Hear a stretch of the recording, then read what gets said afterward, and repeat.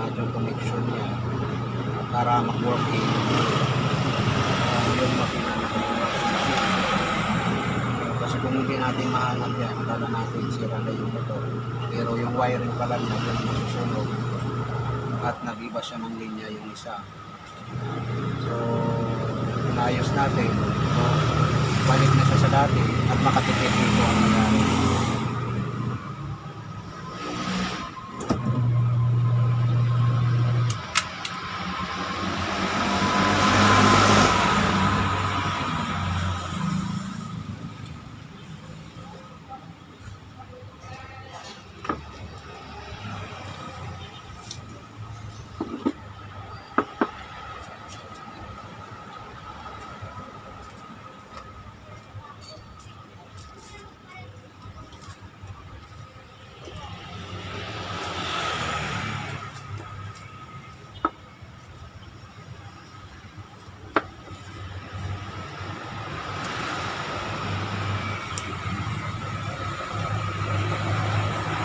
Dito sa paggawa nito, no, kung masipag ka dito at hindi ka maapuruto at marunong ka makisama sa customer,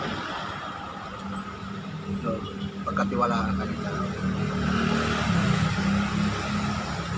Dahil itong mga may-ari ito, malalayo pa ito, dinadala dito sa shop para doon dito nila ipinagkatiwala yung gamit nila para ipagawa dito sa amin. So pinapakita ko sa inyo ito, no? Kasi marami nangarap na matuto sa paggawa ng ganito bilang isang technician.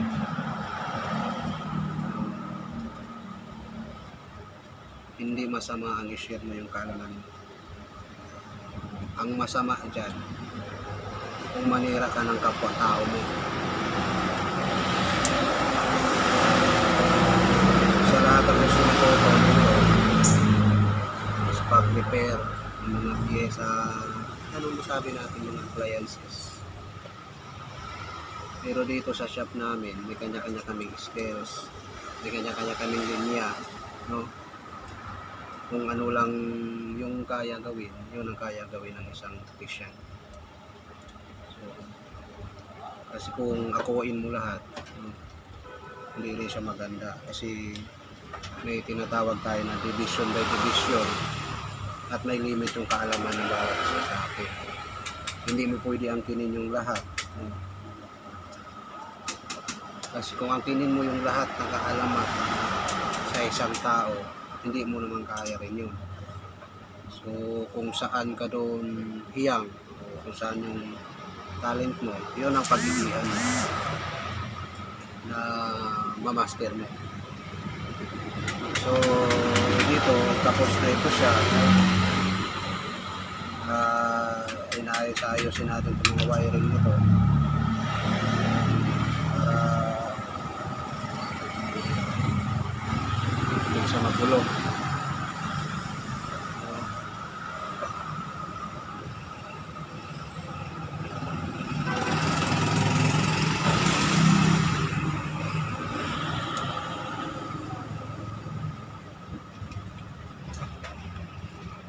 Ito kapasitor ito ng dryer, ito kapasitor ng washing, kasi dalawa ang makina nito.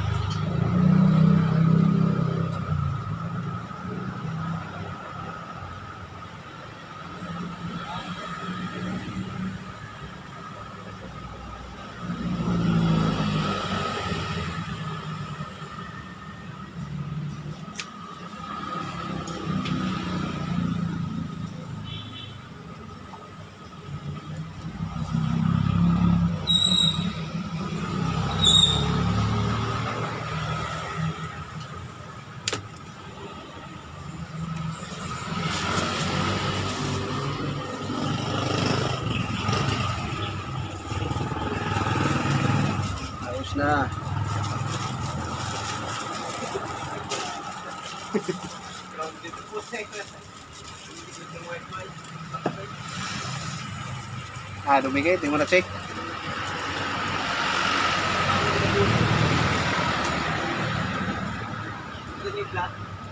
Kasama doon sa paglagay ko. Dikit talaga yun.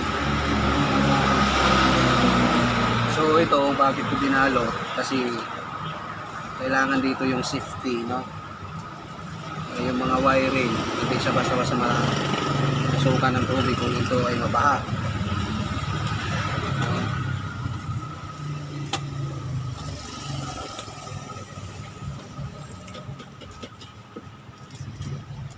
So kailangan nakabalot siya ng maigi, balutan ng plastic at balutin ng tape. So tapos na. So, marumi man ang kamay ng isang teknika, pero mabilis dito ang kitaan kung kayo masipag. Walang taong magugutom kung gusto niyo matuto at magkaroon kayo ng iba't ibang kaalaman. So dito, ito ang tinatawag namin na washing machine repair. Thank you.